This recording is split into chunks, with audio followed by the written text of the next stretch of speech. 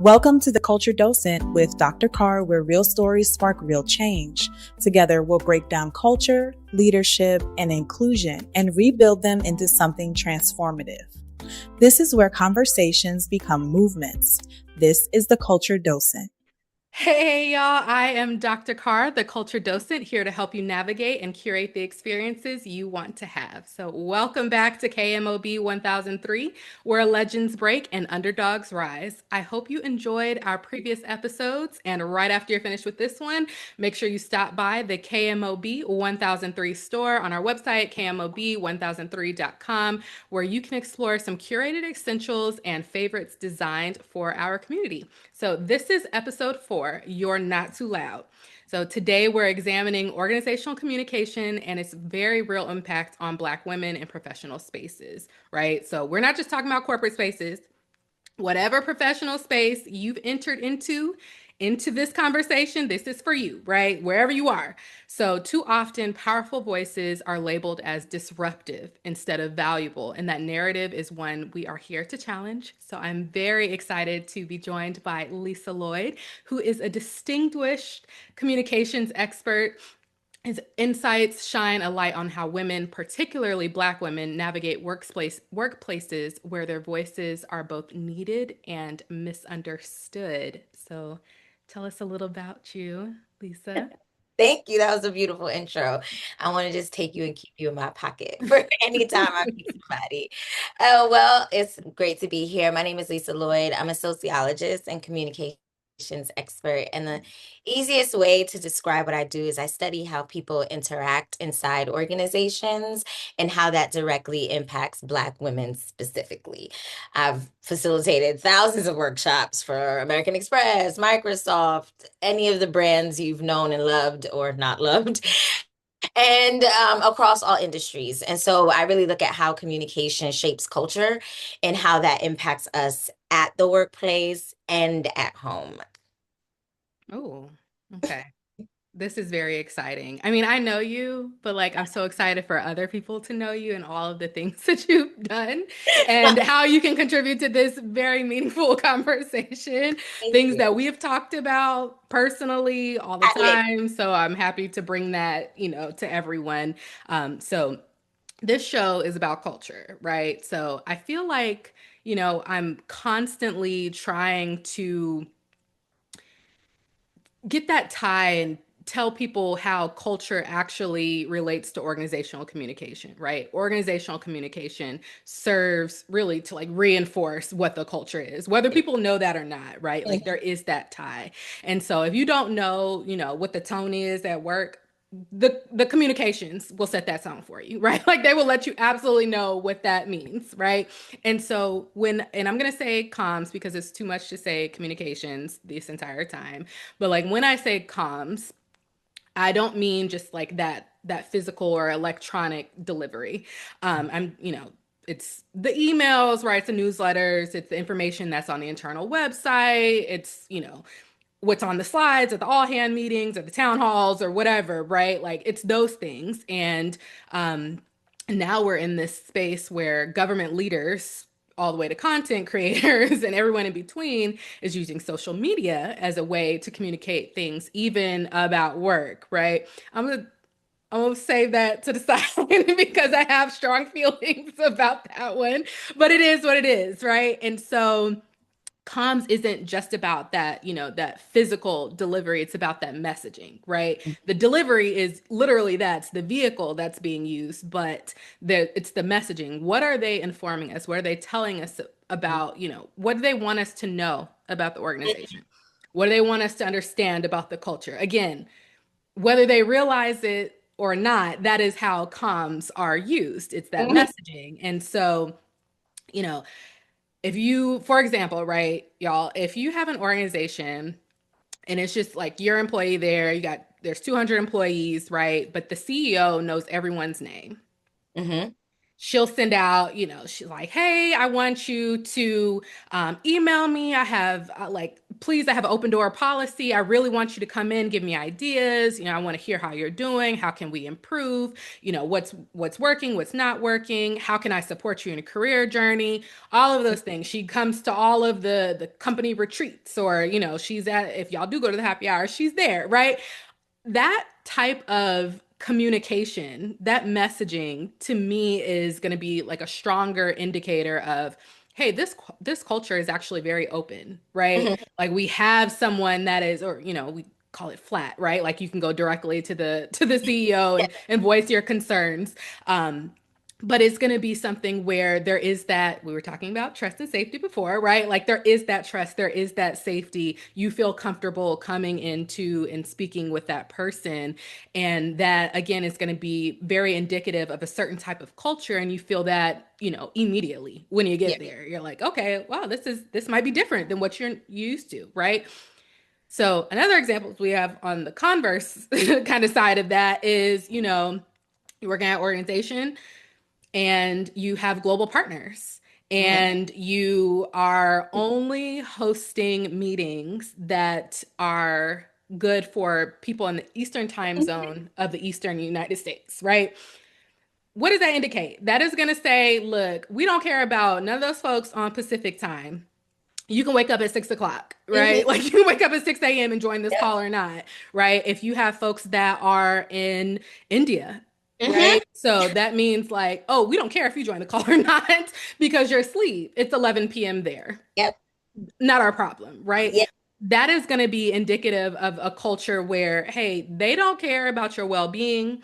They don't care, if voices are even heard because the voices aren't even on the call to be heard. They don't care about the insights or the opinions, right, of the people that aren't present. And we see that a lot. Like that's just like two examples of what, that organizational communication, how it reinforces what culture can look like and what it feels to the people and what they're communicating to their people. Okay. Most recently, I just saw this interview, right? It was with, I think I hate to mispronounce people's names, but Edibre. I can't think of. Yeah. Yes. So lovely. Shout out to Ireland, with Io. Julia Roberts and can't think of his last name, Andrew, the other Spider-Man, right? I'm sorry, y'all. If y'all listening, I'm sorry.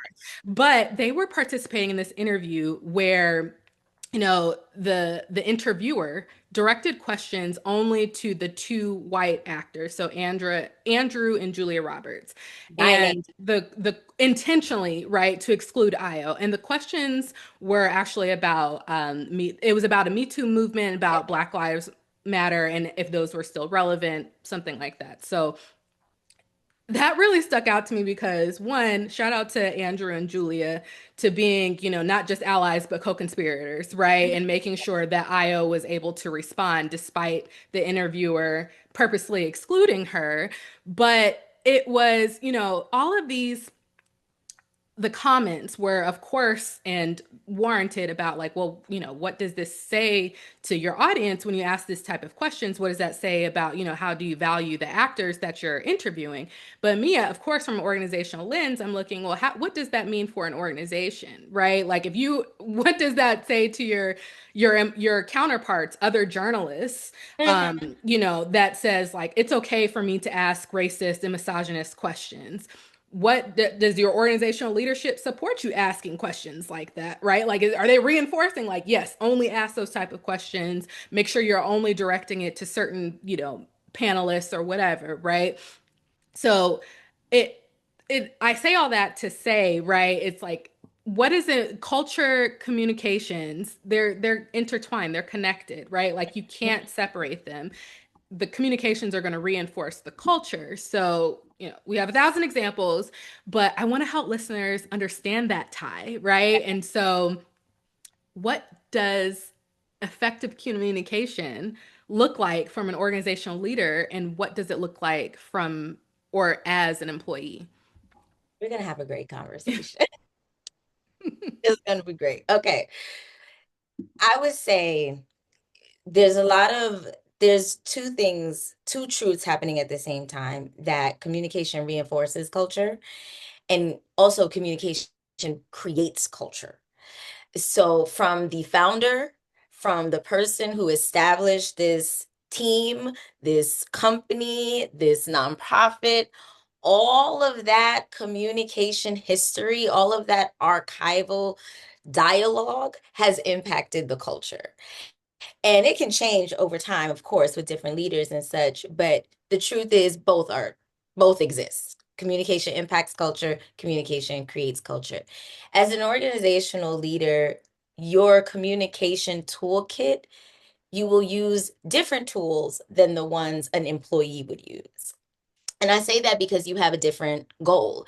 As an employee, a goal is largely personal. How much money do I want to make? What title do I want? How do I want to impact the world or my community? What work do I enjoy doing, or what work am I skilled to get?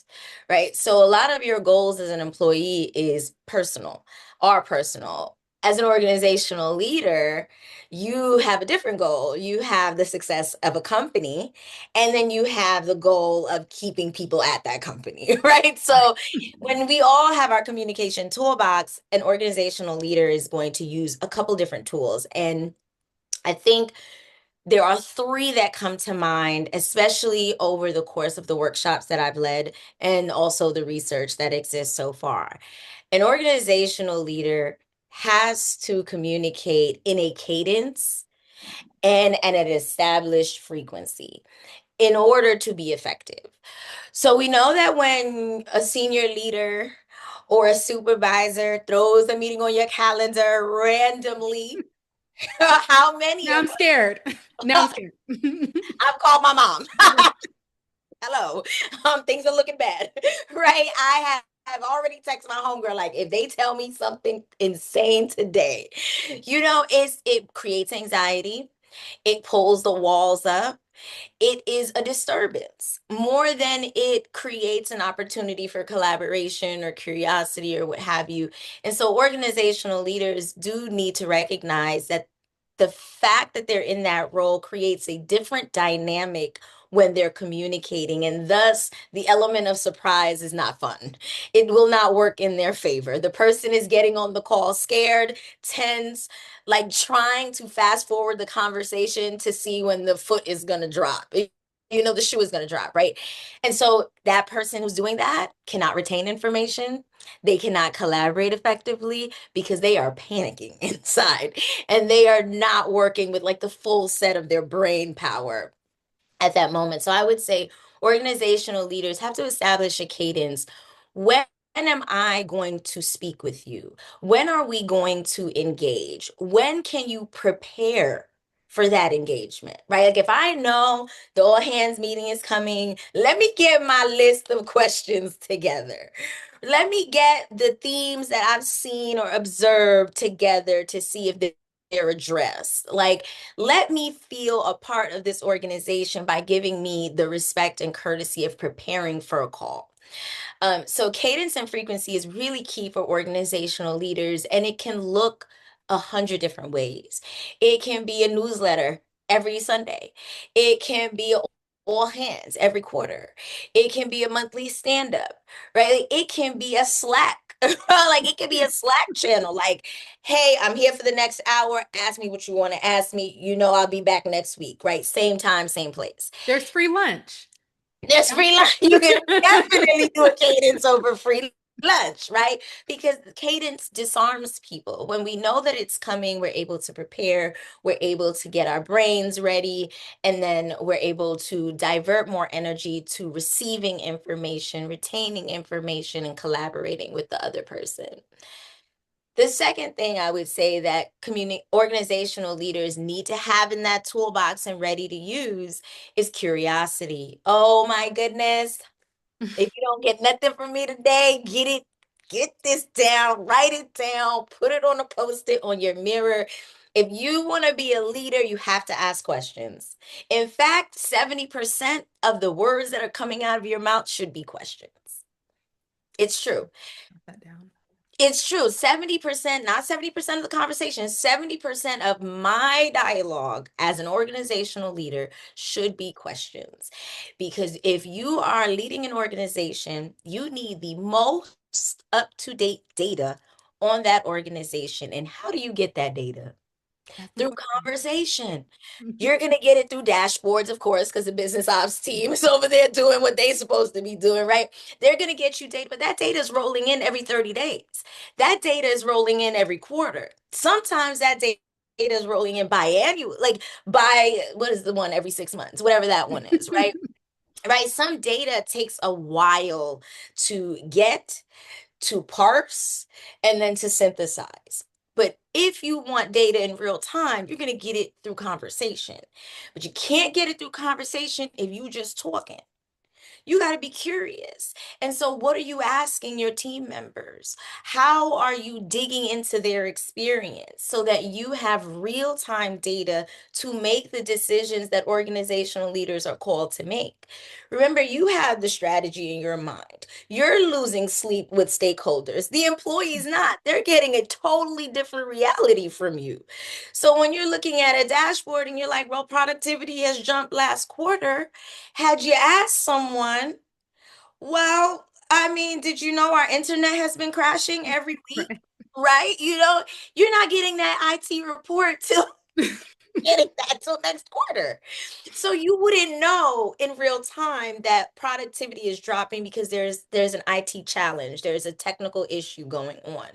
So when I say for organizational leaders, when they have an opportunity to engage with their teams, operate 70% curiosity, 70% discovery, 70% questions, 70% be in the business, Yeah. right? And I hate to compare it to parenting because we're parents, but listen, and for the listeners out there, my daughter is a grown adult.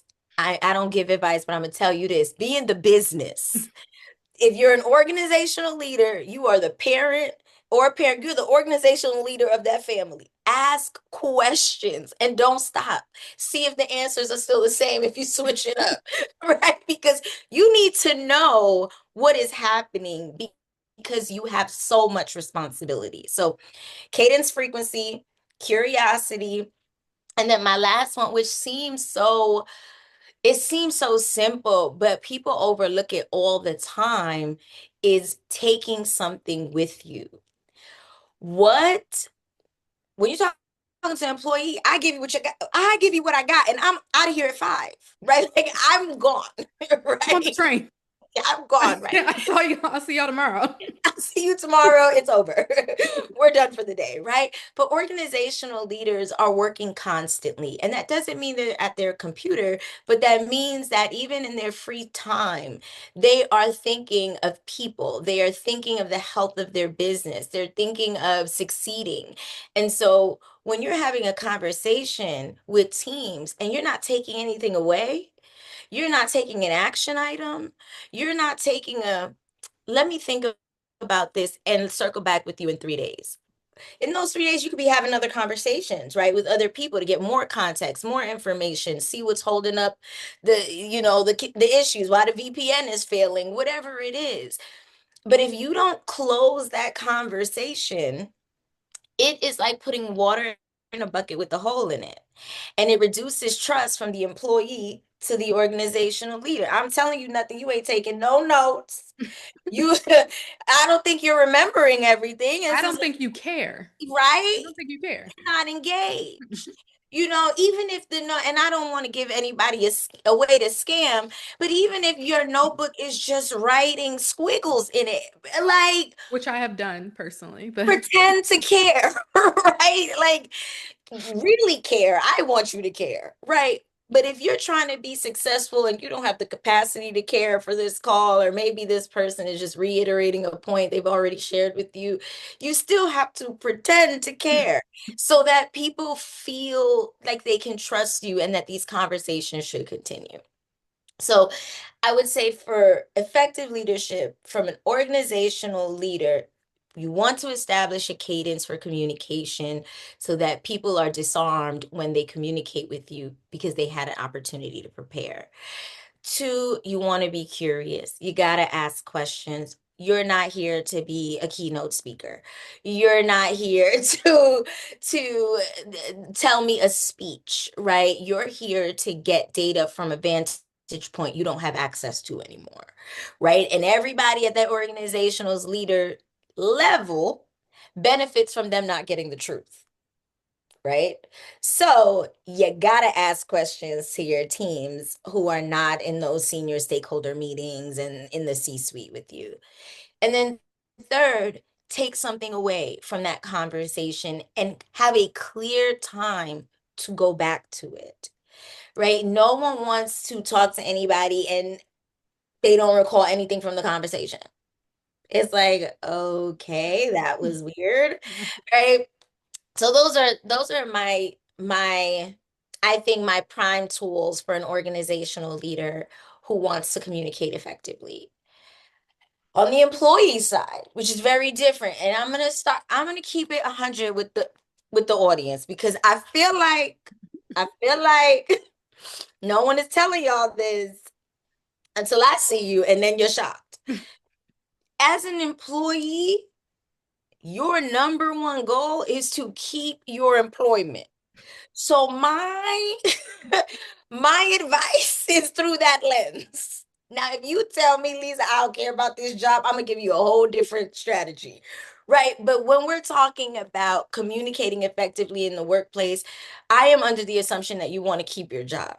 And if you want to keep your job, there is some humility that comes with communicating in the workplace because it is tied to your level and your tenure, not necessarily who you are as a human, right? That just is what it is. We can't take it. We can't change it. So your job is to keep your job. So for an employee, one of the prime, now am I freezing? Is Verizon hating on me? Okay. You're here. Okay. All right. Is clarity. As an employee, if you're talking to your peer group or you're talking to senior leadership, C-suite, stakeholders, you are talking to people who have bigger problems, more expensive problems, more urgent problems, and way more responsibility. You are always communicating with someone distracted. That is the truth. That is the truth. That is where we are at. So you have to be clear. What do you want? Who are you? Why does this matter to you? Why am I the person you're coming to this about? Don't make me guess. Don't make me guess, right? Because as an employee, you're on the ground. You're in the weeds. You are the expert of the everyday occurrence at this company. So get me to the point, right? Like you are the truth teller. So if you want to tell a difficult truth, you can't try to make it fluffy, mask it. First of all, they don't have I time. hope this email finds you well. It's not. So let's move on. You can be personal in other ways. Like, hey, Lisa, tough update. The deliverables won't be ready until June 29th. We really originally thought June 1st. You can explain some challenges here. Maybe I know somebody who can move something around. I don't know. Be clear though, right? Be clear. I'm not going to get what I need. Or you got what you need. As an employee, your job is to be clear because efficiency happens at the employee level. Strategy happens in other spots. The second thing I would say, which is like related to clarity, is it has to be tailored to who you're speaking to. If you're speaking to a senior manager versus a chief information officer, they don't even speak the same language. Right? Like they don't even speak the same language. So you have to tailor that communications. And people will say, or I often hear, well, I don't have time for that. Do you have time to keep your job? I got to keep asking, right? Because what do you have time for? Because if you give an update that is not tailored to the audience, it's as if you never gave an update. Worse yet, it is positioning you to be a nuisance versus a value add. Like they came in my inbox and I still don't know why. So I'm not well. This email did not find me well, right? I thought I would be well after this, but I'm not.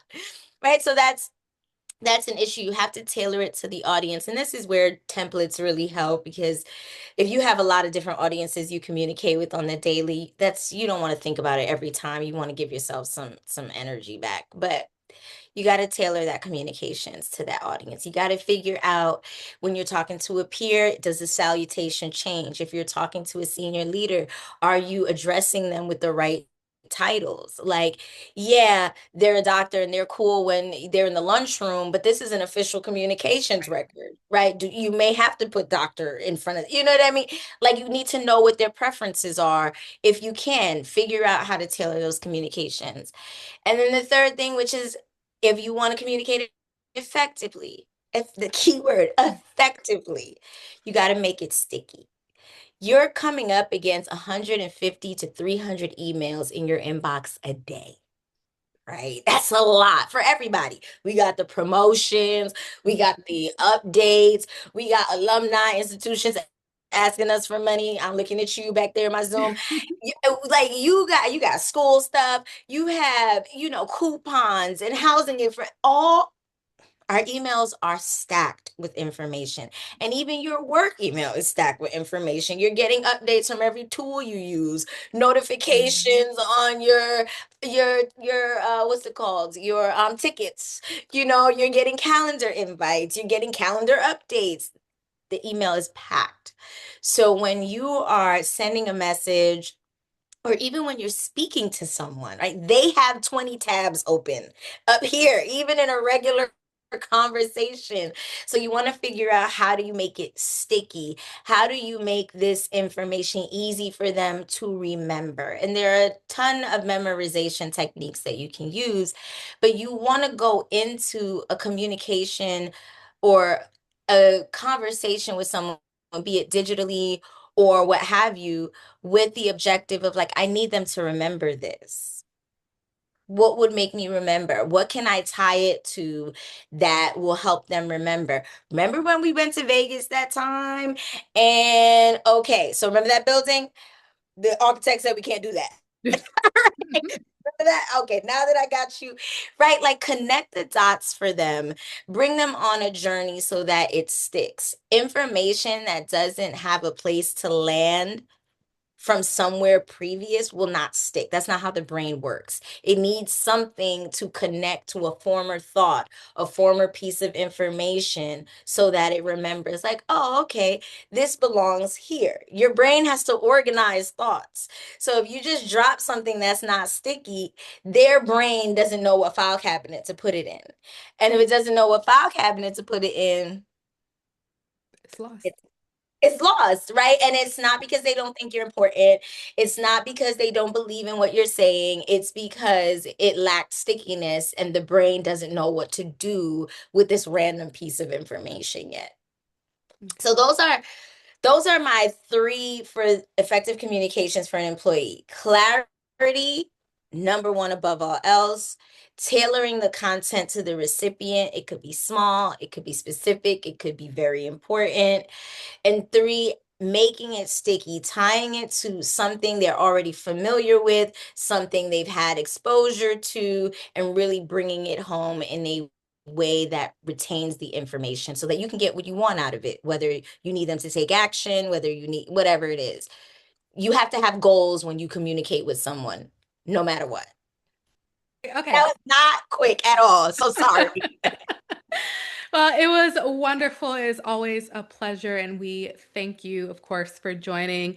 All right. So next week, y'all will be hearing from me. We're going to get just a little bit academic. Nothing too crazy. It's just going to be like slightly academic. But we're going to be talking about leadership styles.